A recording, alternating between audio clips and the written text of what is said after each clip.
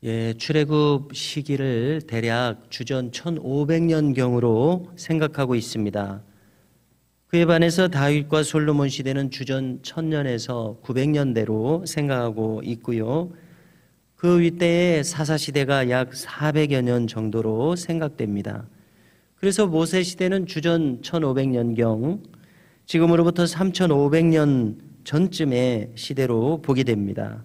지금은 모세 시대와 이제 같은 시대로 보는 여호수아 시대의 가나안 정복기를 다루고 있습니다. 오늘 본문에서는 아셀 지파와 납달리 지파 그리고 단 지파와 마지막으로 여호수아 자신의 기업과 땅의 분배에 대해서 다루어졌습니다. 먼저 이 아셀 지파는 쉽게 그 위치를 생각한다면요, 갈릴리에서 서쪽 지중해로 가서 지중해 해안을 따라서 북쪽으로 쭉 길게 이어진 곳으로 22성읍을 받았다고 말하고 있습니다.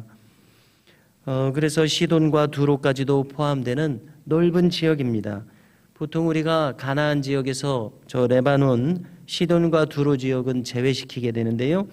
여기 이 아셀 지파는 바로 그 지역까지 분배받은 것을 알 수 있습니다.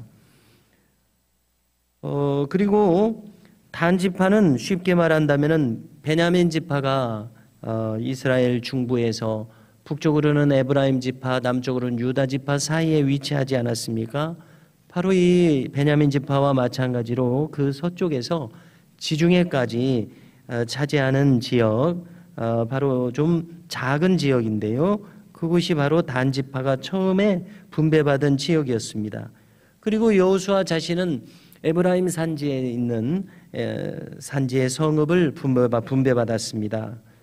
다시 이 아셀 지파에 대해서 거론한다면요, 이 북쪽의 이스라엘 평야가 비옥한 땅이지 않습니까? 바로 그 이스라엘 평야 쪽의 이 지중해 연안에서 북쪽에 이르는 긴 지역입니다. 마치 우리나라에서 강원도가 남북으로 동쪽에서 길게 이어진 것처럼 여기 아셀 지파는 서쪽 지중해 연안 쪽으로 인접해서 길게 북쪽의 두로와 시돈까지도 포함했습니다. 이곳은 풍요로운 곳으로 알려져 있습니다. 감람나무 즉 올리브나무의 기름으로 유명합니다.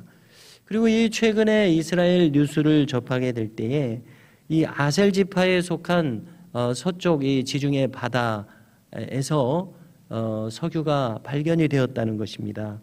그래서 중동에서 이스라엘만 산유국이 아니었는데 최근에 이 이스라엘이 산유국이 되었다는 것입니다. 이 기름진 아셀 지파가 기름진 곳이 될 것이다, 이러한 예언이 창세기 50장 우리 지파들에 대한 축복의 예언이 있지 않습니까? 거기에 그렇게 기록되어 있는데 그것이 성취되었다고 이야기하는 것을 들어본 적이 있습니다. 이제 이 납달리 지파는 갈릴리 지역에 숲이 우거지고 기름진 땅 19개 성읍을 기업으로 받았습니다. 단 지파의 경우는 조금 독특하게 전개됩니다. 그들은 조금 전에 이야기한 것처럼 에브라임과 유다 사이에 이 베냐민 지파의 이 서쪽 지역, 지중해까지 이 좁은 지역을 분배를 받았는데요. 그것은 우리가 지리적으로 대략 생각할 때도 혹독한 지역이 아닐 수 없습니다. 왜냐하면 블레셋이 여전히 강성한 지역 아닙니까? 그리고 이 남은 아모리 족속도 여전히 그 기세가 있는 지역이었습니다. 그래서인지 그들은 거기에서 참 싸우는 것에 어려움을 느꼈는지 그 땅을 포기합니다. 그리고 북쪽으로 이주를 했습니다. 이 레셈이라는 지역을 공략해서 싸워서 그곳을 차지하고 그곳 이름을 단으로 바꾸었습니다. 그래서 성경 다른 곳에서는 이 단으로 바꾸어 부른 지역이 라이스라는 지역입니다. 즉 우리가 지도상에서 찾는다면 갈릴리 호수 북쪽에 있는 지역입니다. 바로 이 라이스라는 지역에서도 그냥 차지할 수 없었지요. 그곳에서 창칼로 싸워서 이겨서 차지했습니다. 어디를 가든지 이렇게 창칼로 싸워서 이겨서 쟁취를 해야 한다면은 이 본래 그 분배받은 지역에서 승리하는 것이 좋지 않았겠는가 이렇게 생각이 됩니다. 자, 단지파에 대해서 생각할 때는 사사시대에 단지파가 배출했던 유명한 인물로 삼손이 있습니다. 삼손이 있는 단지파는 강한 지파였습니다. 그곳을 지배할 수도 있었을 것입니다. 그러나 사사시대를 지내면서 이 단지파는 북쪽으로 이주합니다. 그리고 그 단지파의 경계는 사라지고 맙니다. 그리고 단지파도 사라지고 맙니다. 그래서 이것은 불순종의 결과가 아닐까 이렇게 생각되는 부분입니다. 이제 마지막으로 여호수아가 기업을 분배받습니다. 그는 에브라임 산지에 딥낫세라라는 곳을 분배받는데요. 이 지명은 아주 아름다운 뜻을 가졌습니다. 열매가 많은 곳이라는 뜻입니다. 자, 우리는 여호수아에 대해서 이미 잘 알고 있습니다. 그는 일찍이 가데스 바네아에서 가나안 땅을 정탐할 12사람의 정탐꾼으로 파견될 때부터 하나님 편에 서서 모든 것을 보고 기록해서 신앙적인 정탐 보고를 했었습니다. 그리고 모세의 뒤를 이어서 백성들을 이끌었습니다. 여기 이 가나안 땅을 분배받았을 때에 맨 처음 시작할 때는 그의 동료였던 갈렙이 유다의 산지 헤브론을 분배받았었지 않았습니까? 이제는 모든 지파들에게 땅을 분배하고 나서 맨 마지막으로 여호수아는 에브라임 산지에 딥낫세레를 요구하여 분배를 받았습니다. 그래서 우리는 이 여호수아가 다른 모든 지파들을 먼저 위하고 자신의 것은 가장 나중에 취하는 이러한 지도자적인 모습을 여기에서 볼 수가 있습니다.